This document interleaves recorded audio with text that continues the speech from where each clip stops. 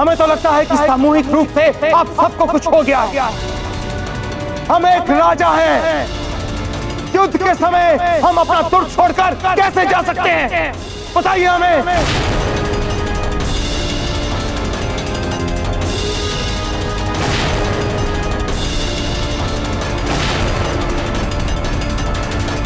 कुंवर प्रताप, आप ही समझाइए।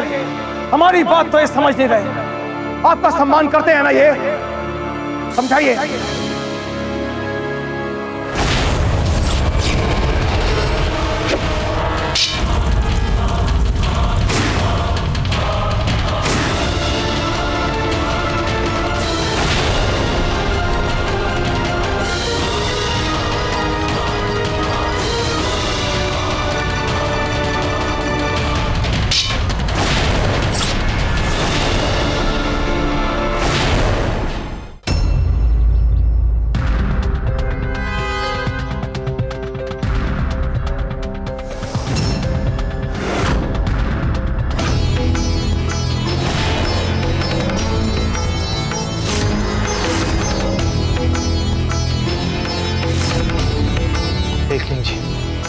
हमने कहा था ताजिराज को, ये अवश्य कोई चाल है उस मुगल की उन्हें मारने की।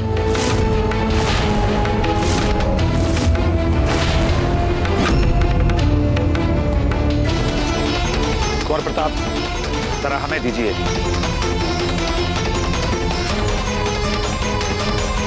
ये नावाकुल गोली क्यों नहीं चला रहा है? इंतजार किसका कर रहा है? चलाओ गोली। मेरी बंदूक और उदय सिंह के बीच में आ रहे हैं जहांपना।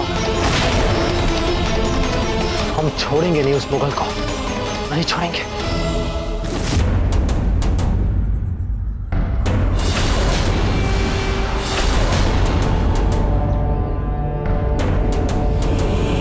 शहंशाह ने मुझे मौका दिया है मेवाड़ के इतिहास में नया मोड़ लाने का, और मैं इसे नहीं गवाऊंगा।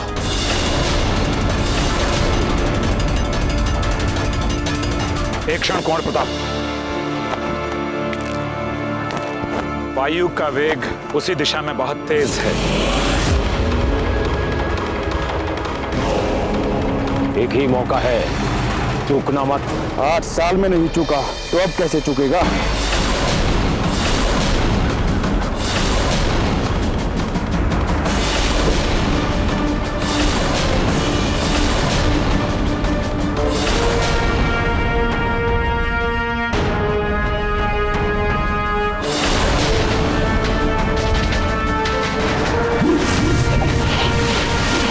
अरे कुंवर प्रताप है तो भाला अकबर ने देख दिया।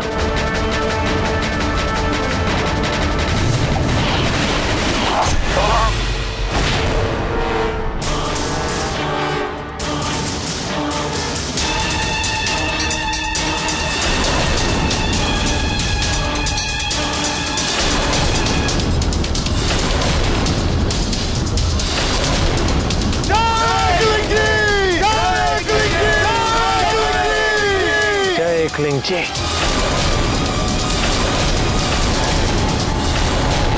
क्या किया कुंवर प्रताप ने?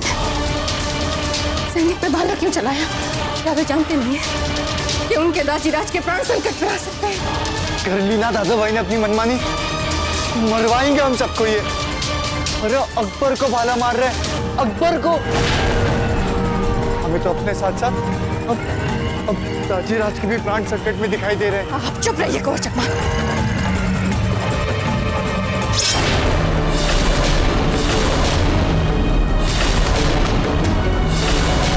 अब तू नहीं बचेगा उदय से। गद्दार अकबर!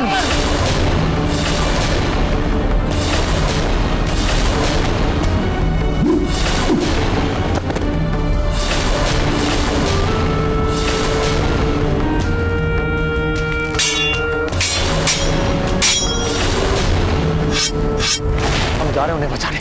नहीं कुंवर प्रताप, आपकी यहाँ दुर्ग पर आवश्यकता है, इसलिए हम जाएंगे राणा जी की रक्षा के लिए। पर जयमल जी। नहीं कुंवर प्रताप, हम आपका जीवन संकट में नहीं डाल सकते हैं, कदापि नहीं। आप ही तो एकमात्र आशा है राजपुताने की।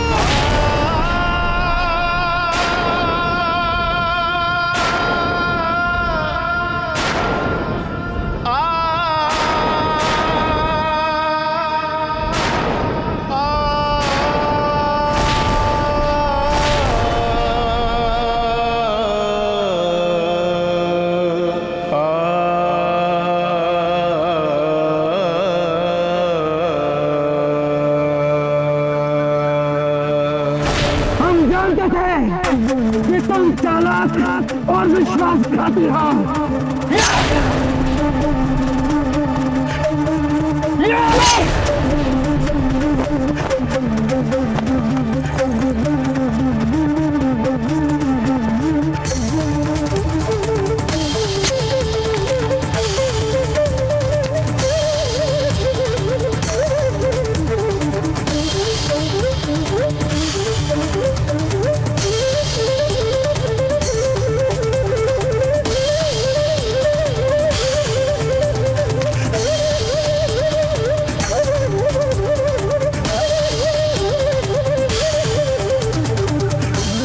राजपूताना तुम्हारा कभी नहीं होगा अकबर, राजपूताना तुम्हारा कभी नहीं होगा।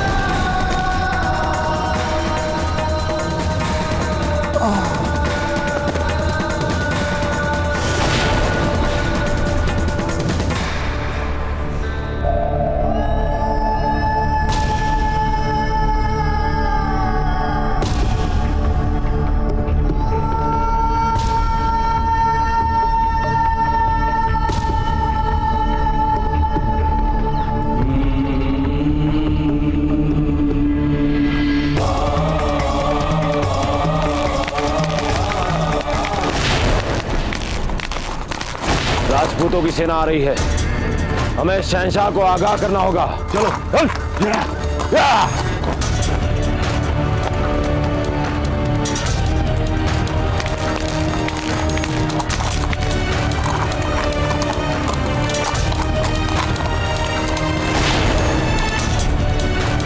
वापस चलिए शहंशाह, जहां पना चलिए, यहां से जहां पना।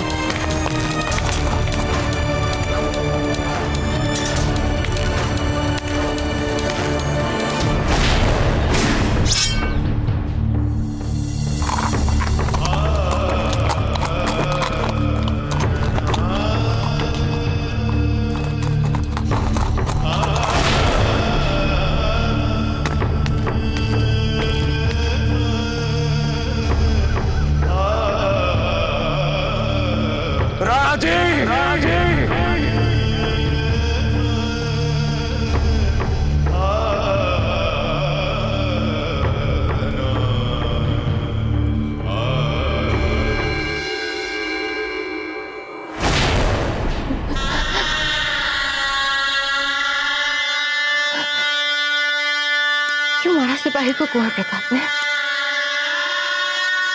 क्या आवश्यकता थी? क्या सोच रहे थे वे? ये सब गड़बड़ दादा भाई के कारण हुई है।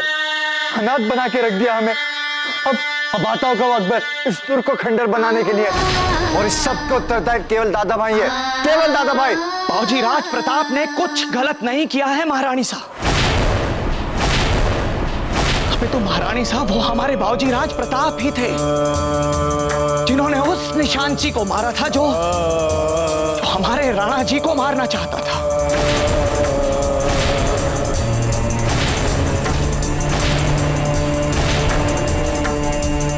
आज ये जो अनर्थ हुआ है महारानी साहब, उसके पीछे एकमात्र बाबूजी राज प्रताप ही थे जो सही थे। वो जलालुद्दीन अकबर आरंभ से ही हमारे राणा जी को मारना चाहता था। हमारे राणा जी को फंसाने के लिए जाल बिछाया था उसने, और इसीलिए उसने उस बंदूकधारी निशांची को वहां पर बुलाकर रखा था ताकि वो हमारे राणा जी को दूर बैठकर छिप के गोली मार सके।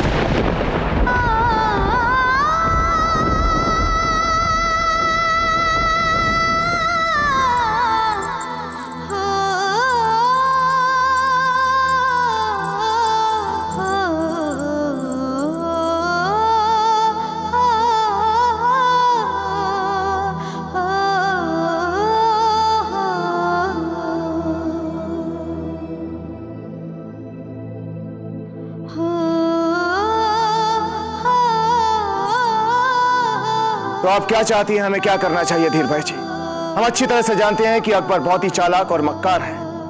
हो सकता है कि उसके मन में शांति का विचार ही ना हो सकता है राणा जी, आप जो कह रहे हैं वो बिल्कुल सही है, परंतु अमन का प्रस्ताव सामने से आया है। हमारी प्रजा के हितों को ध्यान में रखते हुए आपको एक बार तो अकबर से मिलना होगा ना राणा जी।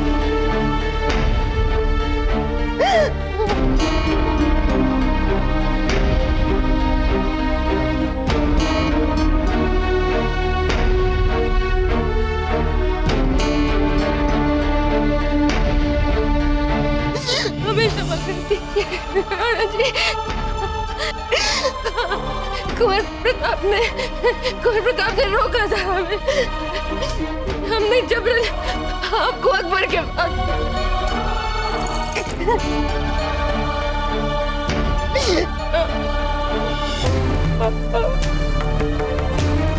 हमें क्षमा कर दीजिए राणा जी, हमें क्षमा कर दीजिए। ये क्या हो गया हमसे? शीघ्र ही आपका भांजा जन्म लेने वाला है, इसके भविष्य के बारे में सोचिए। दादा भाई, शांति प्रयासों का समर्थन कीजिए। माँ, केवल आप में दोषी नहीं है, हम सब पे बराबर के दोषी हैं। हमें दादा भाई प्रताप की बात पर विश्वास करना चाहिए। हमें सुन लेनी चाहिए थी कुंवर प्रताप की बात। कुंवर प्रताप, अकबर भी तो हमसे बस बात ही करना चाहता है ना, तो फिर उसकी शर्तें मानना न मानना हमारे ही हाथों में। कुंवर प्रताप कहाँ है? कुंवर प्रताप कहाँ है? आप लोगों ने कुंवर प्रताप को देखा? कहाँ है वे? कहीं ऐसा तो नहीं अकबर के साथ कहीं अकेले लड़ने तो नहीं निकल गए?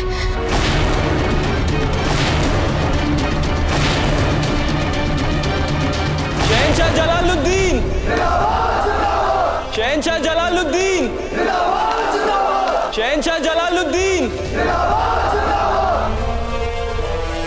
अभी हमने फकत आधी जंग जीती, असली खुशियां हम तब मनाएंगे जब चित्तौड़ पर फतेह हासिल करेंगे। अभी दुश्मन के हौसले पस्त हैं, यही मौका है। आओ जंग की तैयारियां करें। शहंशाह जलालुद्दीन,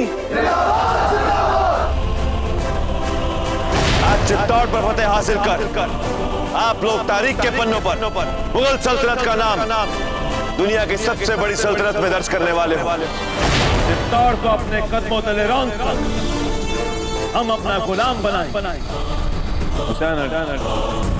हमारी फौज को तैयार किया जाए। हम इसी वक्त चित्तौड़ पर हमला करें। आप सभी वीर राजपूत सैनिक हैं मेवाड़ सेना के, परंतु आज हम सभी के समक्ष अग्नि परीक्षा की वो घड़ी आन पहुंची है जिसके लिए हमारी माओ ने दूध पिला पिला कर हमें बड़ा किया। शपथ है आप सभी को मातृभूमि की, शपथ है आप सभी को अपनी माओ के दूध की, कि रक्त की अंतिम बूंद तक हम युद्ध करेंगे अकबर और उसकी सेना के विरुद्ध, और अपने राजा की कायरतापूर्ण हत्या का प्रतिशोध लेंगे हम। मुंह क्यों झुकाए खड़े हैं आप सब? क्या आपकी धमनियों में रक्त नहीं बहता? हमने तो ये सोचा था अकबर आपसे आपके प्राण ले सकता है, लेकिन आपसे आपका साहस, आपका शौर्य, आपका मनोबल नहीं ले सकता। राजपूत सर कटा सकते हैं लेकिन सर नहीं झुका सकते। उठिए, युद्ध करने चलिए। पर हमारे सेनापति कुंवर प्रताप कहाँ हैं? उनके बिना इनके नेतृत्व में लड़ेंगे हम, बिना सेनापति हम नहीं लड़ेंगे।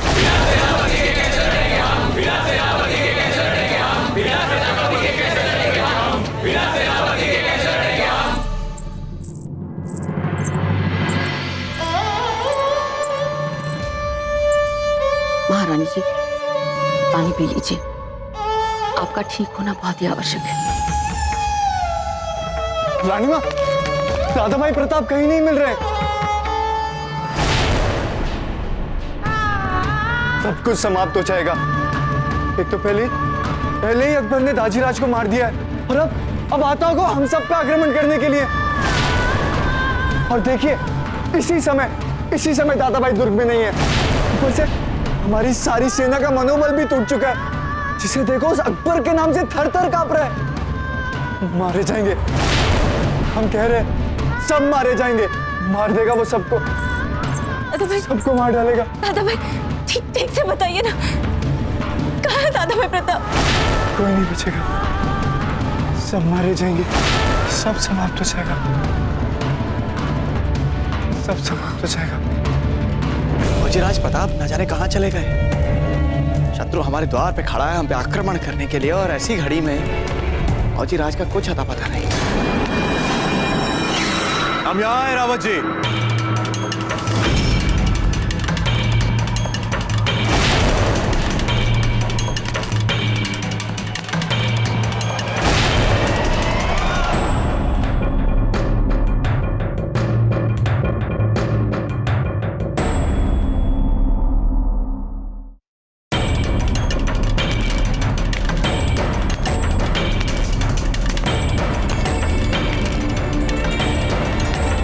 अच्छा हुआ कुंवर प्रताप आप आ गए। संकट की इस विषम स्थिति में अब आप ही को साहस बढ़ाना होगा मेवाड़ के सैनिकों का, और मेवाड़ के हर सैनिक के हृदय में साहस भर के उन्हें तैयार करना होगा अकबर की सेना के विरुद्ध, उन्हें समूल नष्ट करने के लिए। जी बाजीराज, हम भली भांति समझ सकते हैं कि इस समय आपके मन पर क्या बीत रही है, किंतु इस समय राष्ट्र हित में, देश हित में बाजीराज आपको चित्तौड़ की कमान संभालनी ही होगी। नहीं रावत जी, नहीं, अभी वो समय नहीं आया है। हम आप सबसे कुछ कहना चाहते हैं, आप सबसे।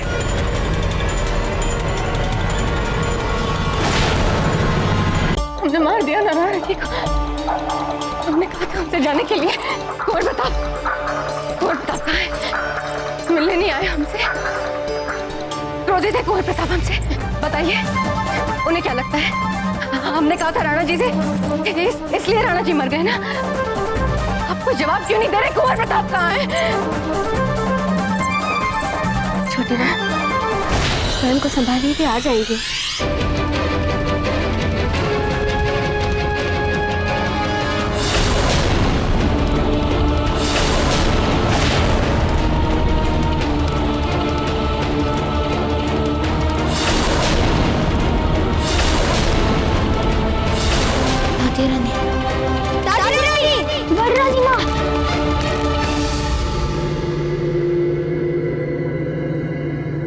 बड़े दादीराज जीवित है।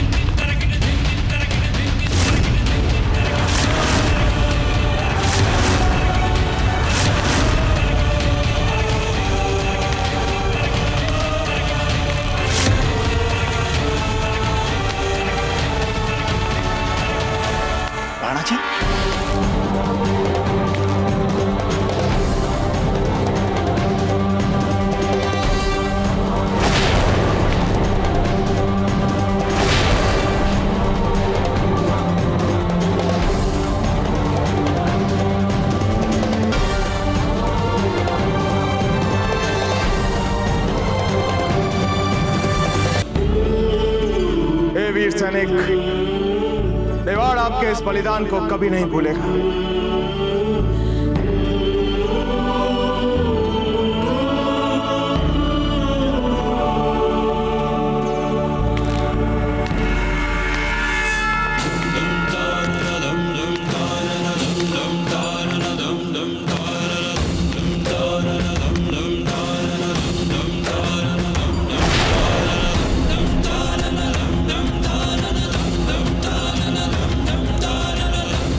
हम जीवित हैं और ये कुंवर प्रताप के कारण संभव हुआ है।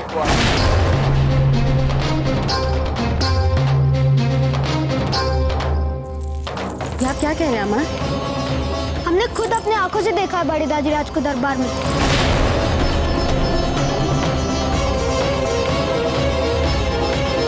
सौगंध खा सकते हैं माँ कि वो जीवित है। अमर से असमय परिहास मत करिए आप, समझ गए? अच्छा, तो आप खुद ही चलकर देख लीजिए ना दरबार में।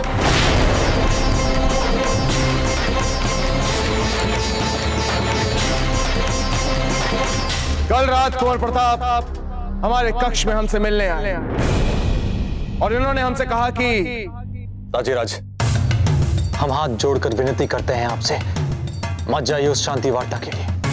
वो मुगल बहुत ही दुष्ट, चालाक और काइया प्रकार का व्यक्ति है। हमें उसकी बातों पर विश्वास नहीं है। कुंवर प्रताप, आप अच्छी तरह से जानते हैं कि हम निर्णय ले चुके हैं और एक बार हम निर्णय ले लें उसके बाद अपनी बात से पलटते नहीं, जानते हैं ना आप? ताजीराज, हमारी नहीं, कम से कम उनकी बातों पर तो विश्वास कर लीजिए आप, उनकी बातों पर जो हमारी पहचान है। ताजीराज, एक बार आइए ना हमारे साथ आप, एक बार।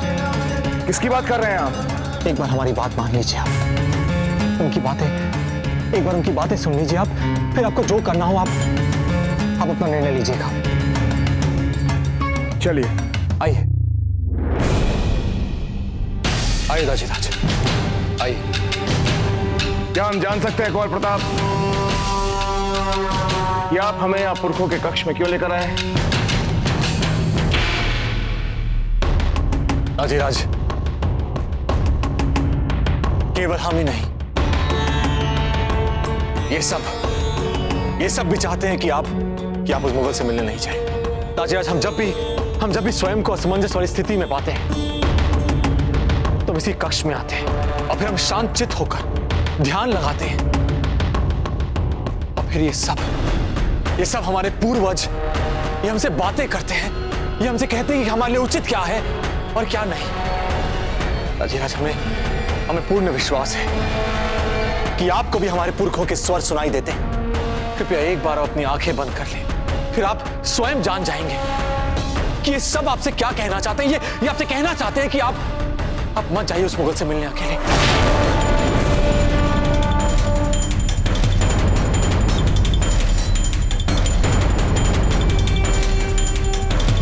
ठीक है कुंवर प्रताप।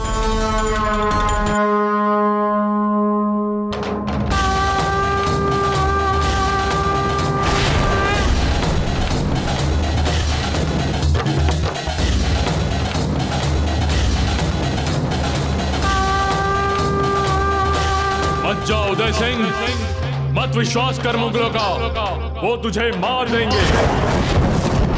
मत जा उदय सिंह, मत विश्वास कर मुगलों का, वो तुझे मार देंगे। मत जा उदय सिंह, मत विश्वास कर मुगलों का, वो तुझे मार देंगे। मत जा उदय सिंह, मत जा उदय सिंह, मत जा उदय सिंह, मत विश्वास कर मुगलों का, वो तुझे मार देंगे। मत जा उदय सिंह।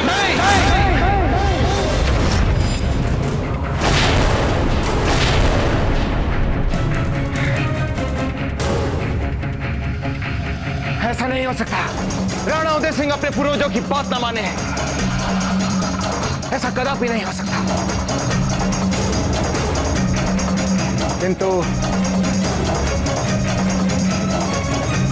किंतु एक समस्या है कि हम अकबर को अपना वचन दे चुके हैं कि हम उससे शांति वार्ता करने के लिए स्वयं आएंगे। यदि हम नहीं गए तो हमारे स्थान पे ऐसा कौन है जो उस अकबर से मिलने जा सकता है? उसका भी उपाय है हमारे पास ताजीराज।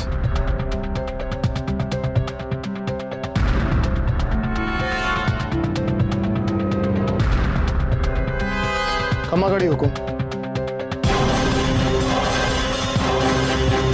ताजीराज, ये हमारी टुकड़ी का एक सैनिक है।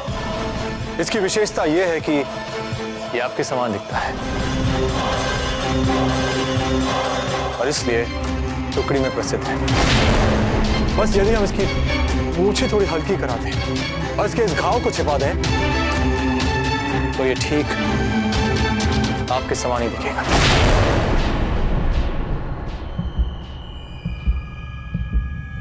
अब अपना मुख ऊपर कीजिए।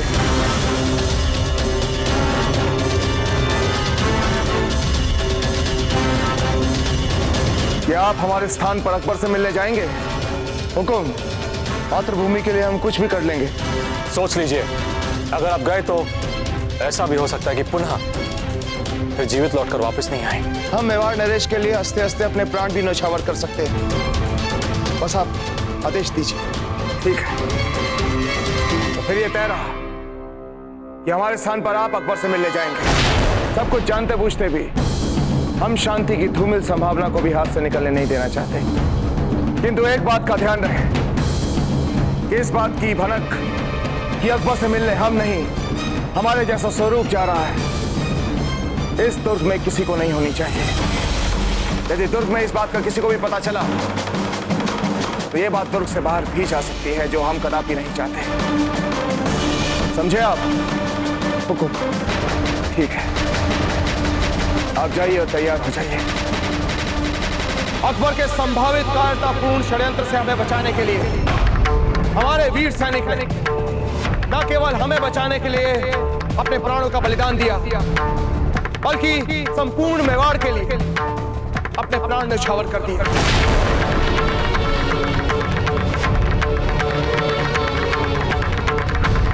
हम अपने इस वीर सैनिक के बलिदान को यूं व्यर्थ नहीं जाने देंगे। हम अपने इस वीर सैनिक की हत्या का बदला अवश्य लेंगे।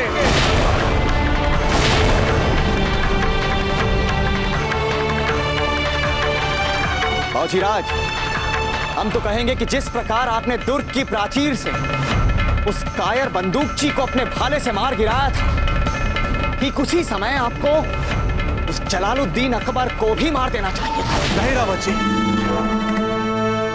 वो धर्म विरुद्ध आचरण होता। क्योंकि पहली बात, प्राचीर से हमें वो मुगल बहुत निहत्था दिख रहा था। दूसरी बात, हम उससे आमने सामने नहीं लड़ रहे थे। और तीसरी बात, रावत जी, वो मुगल वहां शांति वार्ता के लिए आया था और हम राजपूत हैं, अब मुगल नहीं है। हाँ, वो व्यक्ति जो छिपकर बंदूक से मारने का प्रयत्न कर रहा था, हमने उसे मार दिया क्योंकि वो मरने योग्य था।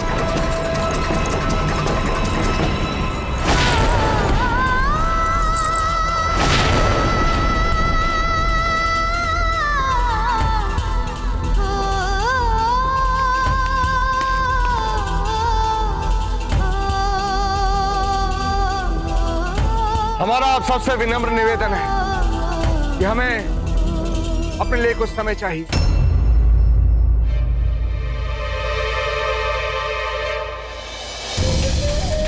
अच्छा, तो ये सब दादा भाई की चाल है।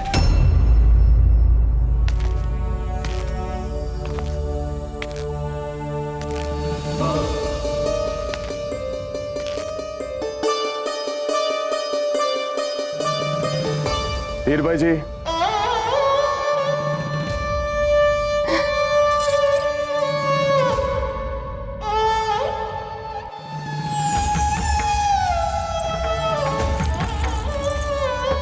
हम ठीक है। धीर भाई जी,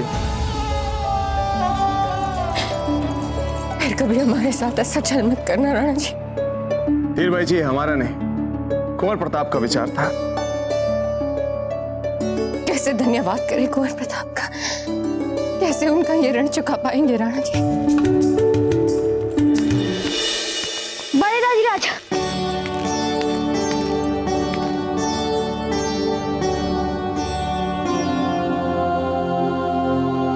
अब ठीक है ना बड़े दादीराज? हम बिल्कुल ठीक है भंवर जी।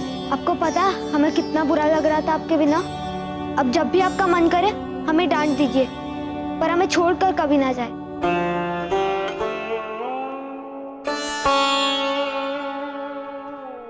हम आपको छोड़कर कहीं नहीं जाएंगे, और ऐसे भी आप प्राण हैं हमारे, सदा हमारे साथ ही रहेंगे। राजीराज, कैसे हुआ ये सब? और आप कैसे बच पाए?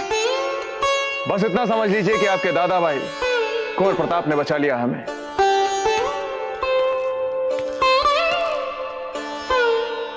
ले लीजिए, आ गए कुंवर प्रताप।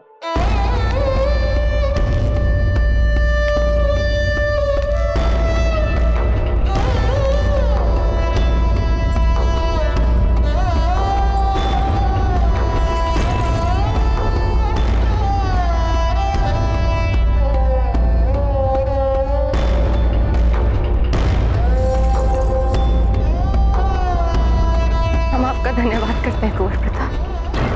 यदि आप नहीं होते तो हमारे राणा जी सुरक्षित नहीं होते। धन्यवाद। रानी माँ, ये क्या कह रही हैं? भला एक माँ को भी क्या अपने पुत्र को धन्यवाद कहना पड़ता है? और जहां तक बात है आपकी भूल की, तो आपने वही किया जो आपको उचित लगा। नहीं कुंवर प्रताप, हमें आपकी बात सुननी चाहिए थी। यदि हम आपकी बात मानते तो तब नहीं होता। रानी माँ, क्या दाजीराज केवल आप ही के हैं? हमारे कुछ नहीं। हमारे दाजीराज हैं, हमारे पिता, हमारे गुरु मेवाड़ नरेश। हमने जो कुछ भी किया वो हमारा कर्तव्य था। हमें जो उचित लगा हमने किया। और जहां तक बात है उस मुगल की, तो एक बहुत ही चालाक और कई प्रकार का व्यक्ति है। अरे अच्छे उसकी चालों को नहीं समझ सकते, इसलिए आपको क्षमा मांगने की आवश्यकता नहीं। राणा जी, असमय बिना आपकी आज्ञा के अंतःपुर में आने के लिए आपसे क्षमा चाहते हैं। कहिए रावत जी, क्या बात है? राणा जी, बात यह है कि अकबर अपनी पूरी सेना सहित तेजी से हमारी ओर बढ़ रहा है और ऐसा प्रतीत हो रहा है वो हम पे आक्रमण करने के लिए इस बार पूर्ण तैयारी से आ रहा है। रावत जी, आने दीजिए इस अकबर को। अपने षड्यंत्र की असफलता से हक्का बक्का रह जाएगा वो। हारना तो है ही इस अकबर को। हम भी देखना चाहते हैं कि इस असफलता के बाद वो कैसे अपने बाल नोचता है। चलिए हमारे साथ। रानी माँ, चिंता मत कीजिए, कुछ भी बुरा नहीं होगा, कुछ भी।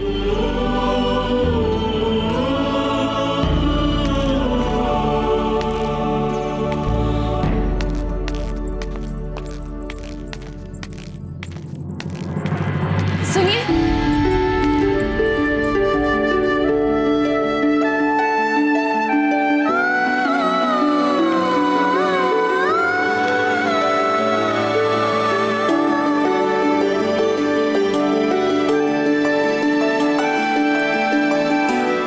हमें क्षमा कर दीजिए। आपकी बात पर अविश्वास करने का अपराध हो गया हमसे और हम इस पर लज्जित भी हैं। क्षमा कर दीजिए ना।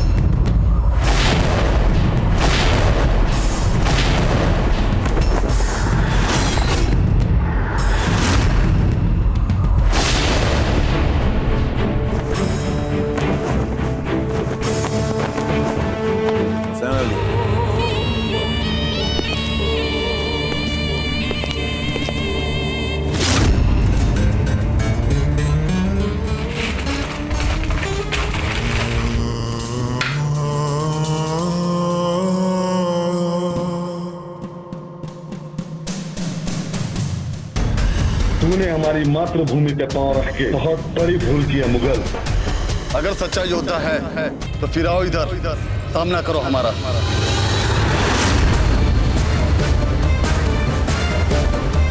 खुर्दबीन लाओ।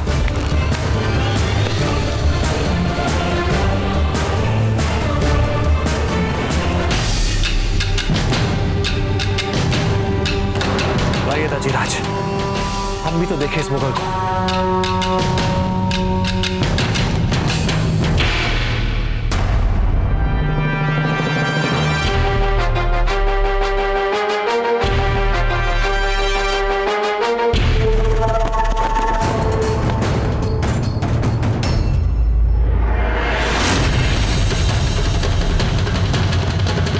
धोखा हुआ हमारे साथ। उदय सिंह जिंदा है।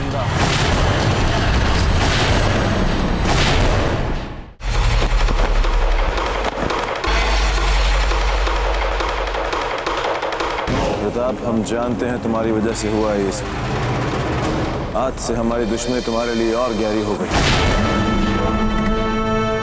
मुगल प्रताप सिंह के होते हुए तुम इस दुर्ग में पाँव नहीं रख पाओगे, कदापि नहीं।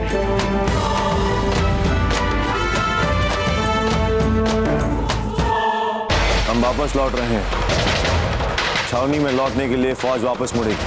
पर हुजूर, अभी तो जंग की बिस्मिल्लाह हुई, अभी से वापसी? ये वक्त मुनासिब नहीं हमले के लिए। इस वक्त हम वापस लौटेंगे।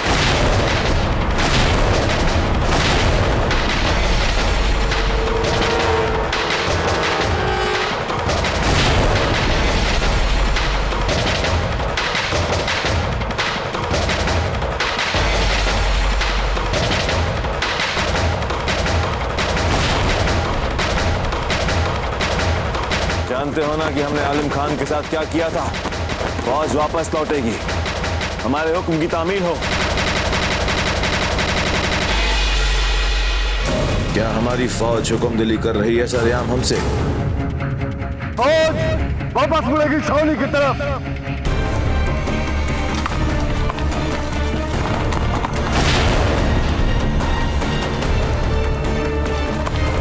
हुक्म वो देखिए, अकबर अपनी सेना के साथ वापस जा रहा। वो देखिए हुक्म।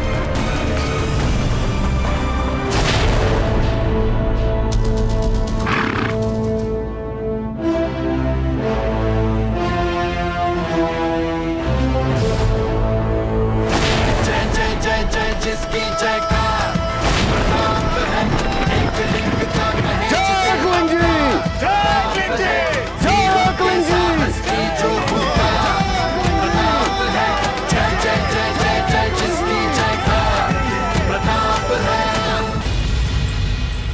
खंबागढ़ी महारानी साहब, समाचार आया है कि अकबर अपनी सेना सहित युद्ध भूमि छोड़कर अपनी छावनी वापस चला गया है। एकलिंग जी, कोटि कोटि धन्यवाद। ये सब कुछ हमारे कुंवर प्रताप की सूझबूझ से हुआ है। उन्हीं के कारण हमारे राणा जी जीवित हैं और अकबर को युद्ध भूमि छोड़कर वापस लौटना पड़ा। धन्यवाद एकलिंग जी।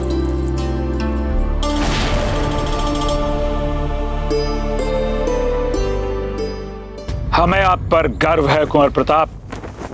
एक सच्चे योद्धा की पहचान यह है कि सिर्फ उस पर बाहुबल नहीं, अपितु सही समय पर सटीक निर्णय करने की क्षमता भी हो, और वो सब आप में है कुंवर प्रताप। आपने एक बार फिर से अकबर की सेना को धूल चटा दी। भाग गया अकबर अपनी सेना समेत। हम सब जानते हैं जयमल जी कि अकबर किस कारण लौटा है। प्रचंड तू अखंड तू, सूर्य सा भी ताप है। मातृभूमि गर्व करे, मेरा पुत्र प्रताप है। बहुत अच्छे कुंवर प्रताप, बहुत अच्छे। हमें आप पर गर्व है कुंवर प्रताप, गर्व है हमें आप पर। ताजीराज, ये सब एकलिंग जी की कृपा है। औजीराज, औजीराज, आज आप ही की सूझबूझ और आपके ही शौर्य की वजह से हमारा ये चित्तौड़ बच पाया है। जी, फौजीराज, हमसे उस दिन आपकी बात को समझने में भूल हुई है। हमें उस दिन आपके सुझावों को मान लेना चाहिए था। हम क्षमा मांगते हैं अपने उस भूल के लिए आपसे। नहीं रावत जी, नहीं, क्षमा मांग के हमें लज्जित मत कीजिए। आप हमारे लिए पिता समान हैं, गुरु हैं आप हमारे। आपने जो कुछ भी किया चित्तौड़ की भलाई के लिए, कि आपको जो कुछ भी सर्वोचित लगा आपने वही किया, इसलिए क्षमा मांग के हमें लज्जित मत कीजिए। आप मत कीजिए। फौजीराज प्रताप की, फौजीराज प्रताप की, फौजीराज प्रताप की, फौजीराज प्रताप की।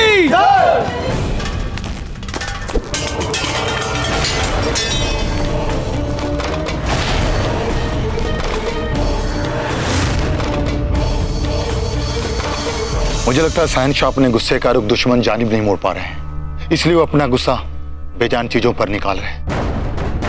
या मेरे अल्लाह, हम पर और पूरे मुगल सल्तनत पर रहम कर मेरे मौला, रहम कर। न जाने किस मिट्टी का बना है वो प्रताप। इतनी बेहतरीन चाल थी हमारी, चूक नहीं सकती थी। चित्तौड़ हमारी मुट्ठी में था, हमारी मुट्ठी में। हमारी हर तजवीज को, हर चाल को वो पहले ही जान लेता है। पहली बार नहीं हो रहा हमारे साथ, हर बार, मतलब हर बार। हम पूरा कर दें आपका जुमला।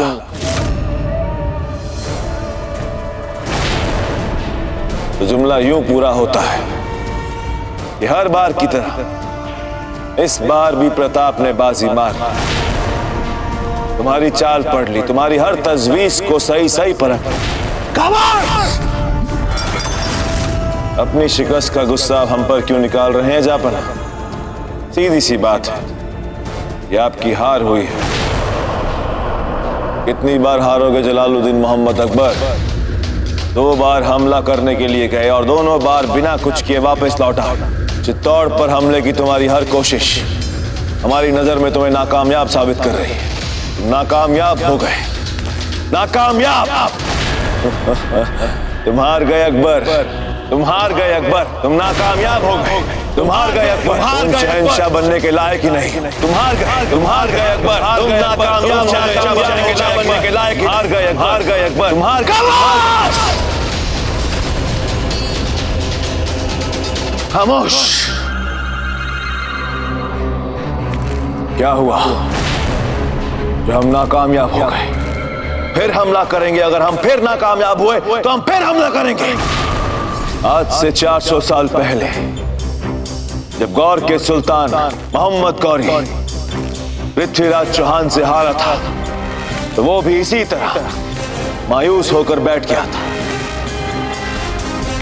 कहते हैं कि एक दिन उसकी नजर एक चींटी पर पड़ी जो अपने से बड़ा भार लेकर ऊपर चढ़ने की कोशिश कर रही थी, लेकिन बार बार उसकी कोशिश नाकामयाब हो रही। फिर भी इतनी नाकामयाबियों के बाद वो चींटी ऊपर चढ़ने में कामयाब हो गई। फिर सुल्तान मोहम्मद गौरी ने सबक लिया चींटी से। बार बार पृथ्वीराज चौहान से हारने के बावजूद भी वो उस राजपूत पर हमला करता रहा, करता रहा, करता रहा। 16 बार हारने के बाद 17वीं बार उस गौरी ने राजपूत चौहान को हरा दिया। और मैं भी उसी तरह कोशिश करता रहा, चाहे मुझे 100 बार हार का सामना क्यों ना करना पड़े। मैं चित्तौड़ पर हमला करता रहूंगा और इंशाअल्लाह चित्तौड़ पर हम फतेह हासिल करके ही रहेंगे, क्योंकि हम जानते हैं कि आने वाले वक्त में शहंशाह हिंद हम ही कहलाएंगे। तुम सब जो बार बार हमें इस बात का एहसास करा रहे हो कि हम नाकामयाब होकर आए हैं, वो एक बात अच्छी तरह तुम भी समझ लो कि हम जलालुद्दीन मोहम्मद अकबर हैं। फतेह तो हमारी ही होनी है, हमारी ही होके रहेगी।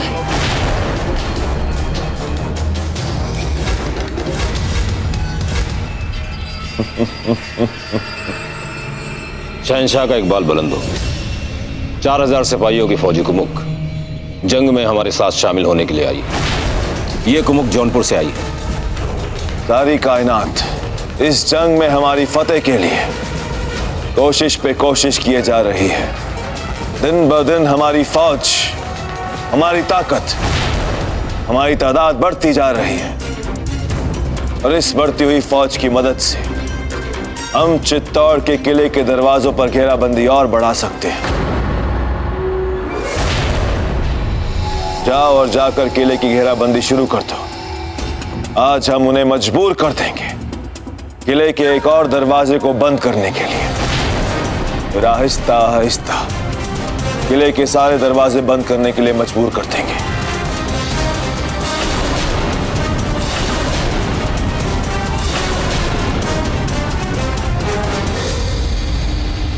राणा जी, अकबर का संकट अभी टला नहीं है। वो पुनः चित्तौड़ के दुर्ग पे आक्रमण कर इस पर अपना अधिकार स्थापित करने का प्रयास अवश्य करेंगे। किंतु इस सब में एक बात निश्चित हो गई है और वो ये कि हमारे चित्तौड़ की सत्ता के प्रतीक हैं हमारे राणा उदय सिंह जी, जिन्हें दुर्ग की प्राचीर पे खड़ा देख स्वयं अकबर भी भयभीत हो जाता है।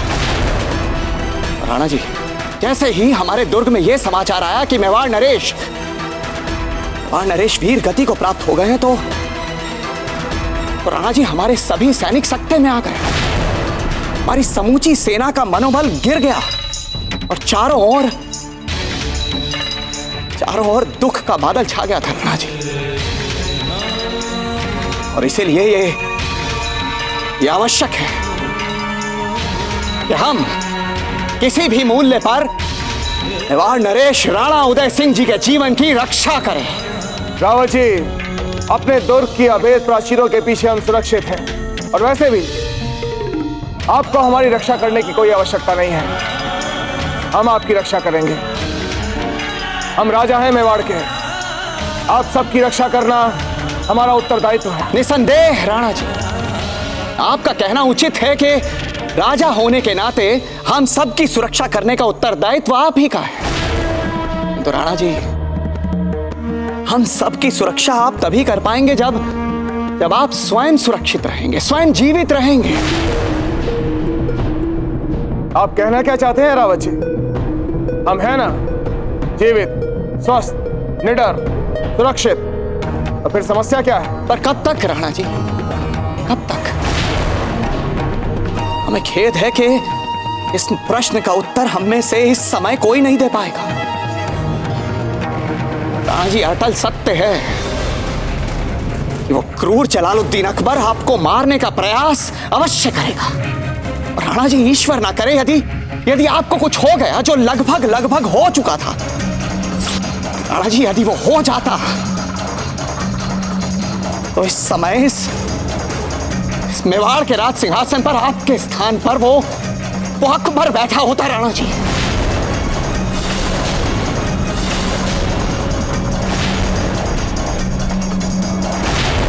तो क्या प्रस्ताव है आपका रावत जी? साफ साफ कहिए। राणा जी, हमारा प्रस्ताव यह है कि मेवाड़ नरेश राणा उदय सिंह जी और समस्त राज परिवार तत्काल दुर्ग को छोड़कर किसी सुरक्षित स्थान पर चले जाए।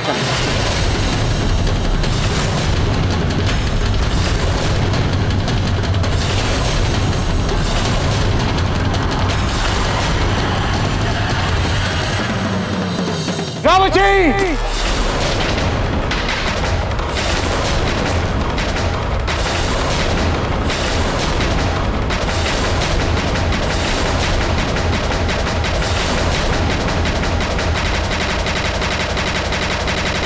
यदि सारी स्त्रियां चली गई यहाँ से तो सामान्य व्यवस्थाओं को कौन देखेगा? सब कुछ पुरुष ही तो नहीं करते। और फिर हमारा भी कुछ उत्तरदायित्व बनता है हमारी प्रजा के प्रति, विशेषकर ऐसी संकट की घड़ी में। यदि हम चले गए यहाँ से तो भोजन की व्यवस्था कौन देखेगा? रहने की व्यवस्था कौन देखेगा? पुरुषों की भांति हम स्त्रियां भी इन कार्यों के लिए एक विशेष दस्ता बनाएंगे और उसमें सम्मिलित होंगी, जिसमें हमारी सहायता करेंगी डोडिया ठाकुर सांडा जी की पत्नी भगवती सांडा, ईसरदास चौहान जी की पत्नी बलेसाबाई चौहान, और योजना बनाने में सबसे कुशल मेड़ता की महारानी राजा जयमल राठौर जी की पत्नी शारदाबाई राठौर।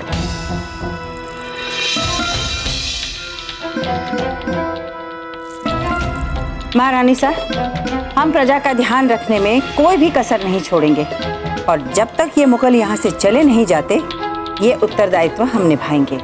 हाँ, इस संकट की घड़ी में दुर्ग की सभी स्त्रियों को नेतृत्व की आवश्यकता है। इसके लिए हम पूर्णतः तैयार हैं। महारानी साहब, आप चिंता न करें, हम स्त्रियां यहाँ के सभी कार्यों को निभाने में सक्षम हैं और हमारा नेतृत्व करेंगी चुंडावत जी की पत्नी मदलसा बाई। फिर भी ऐसे कैसे छोड़कर जा सकते हैं हमारा महल? घर है हमारा। यहाँ से चले जाने से अच्छा तो है हम यहीं अपने प्राण त्याग दें। हाँ, छोटी माँ तो इतने वर्षों से रही है यहाँ पर, हम तो फिर भी नए हैं, फिर भी कितना लगाव सा हो गया यहाँ पर।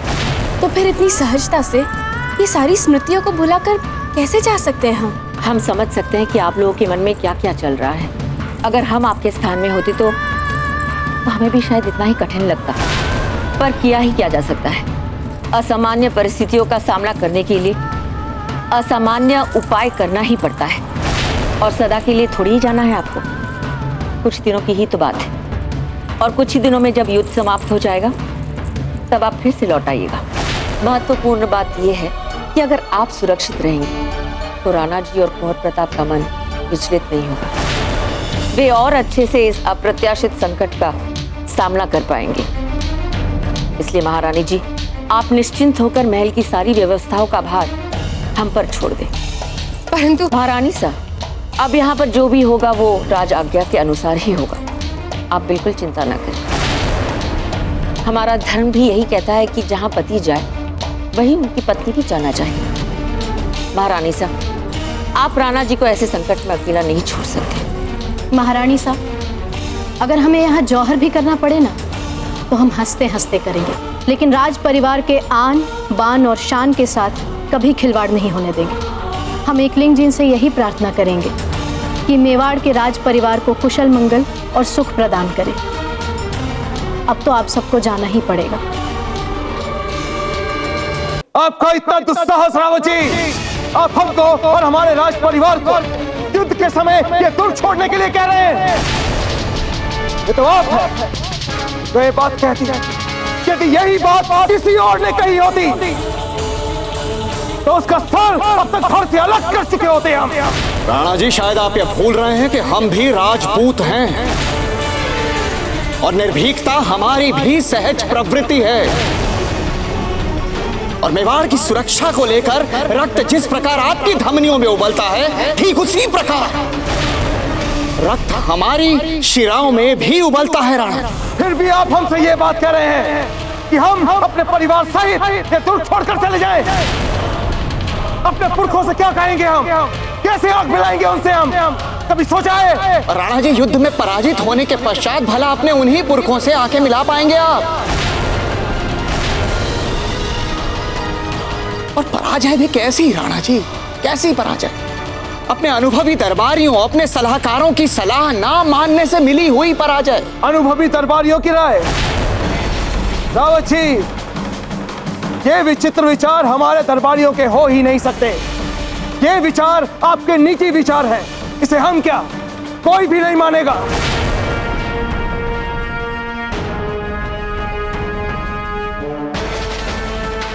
राणा जी, अरे इस समय हम आपके स्थान पर होते ना तो बिना अपने दरबारियों से पूछे उनकी राय के बारे में अपना मत नहीं बनाते। तो ठीक है रावत जी, हम अपने दरबारियों से ही पूछ लेते हैं। बोलिए, जो भी कहना है निर्भीक होकर कहिए। चलिए ईश्वरदास जी, पहले आप ही कहिए, क्या आप रावत जी की बात से सहमत हैं?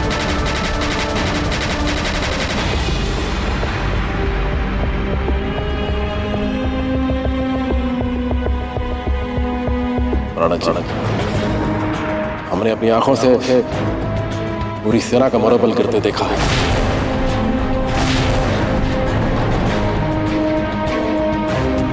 हम भी सहमत हैं रावत जी की बात से। हम भी यही चाहते हैं। हम भी रावत जी की बात का समर्थन करते हैं। श्री रण, हम भी सहमत हैं। हम सब सहमत हैं। हम सब सहमत हैं। हम सब सहमत हैं। हम सब सहमत हैं। हम सब सहमत हैं। हम सब सहमत हैं। हम सब सहमत हैं राणा जी। जैसे दुर्ग में यह समाचार आया कि अकबर ने आपको धोखे से मार दिया है, तो जौहर और साका की बातें आरंभ हो चुकी थी। हम रावत जी की बात से पूरी तरह सहमत हैं। डोडिया जी भी जो दुर्ग के उत्तरी द्वार पर उपस्थित है, वो भी हमारी बात से सहमत है। बस बस!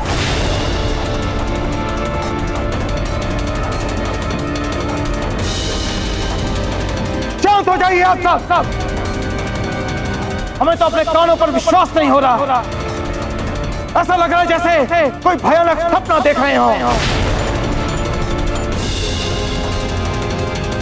हमें तो लगता है कि सामूहिक रूप से आप सबको कुछ हो गया।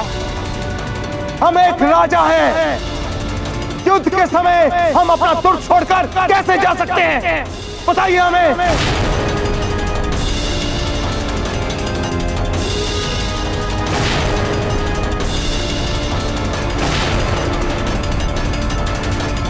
कुंवर प्रताप, आप भी समझाइए। हमारी बात तो ये समझ नहीं रहे। आपका सम्मान करते हैं ना, ये समझाइए।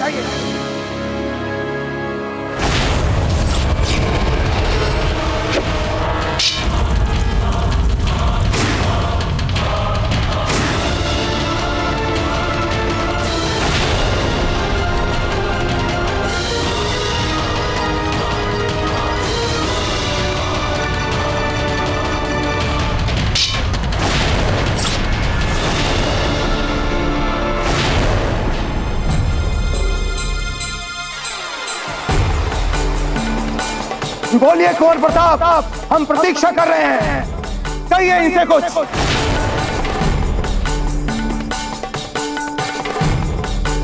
ताजीराज, बात तो रावत जी ने तर्कसंगत की है। हम भी इनके प्रस्ताव का समर्थन करते हैं।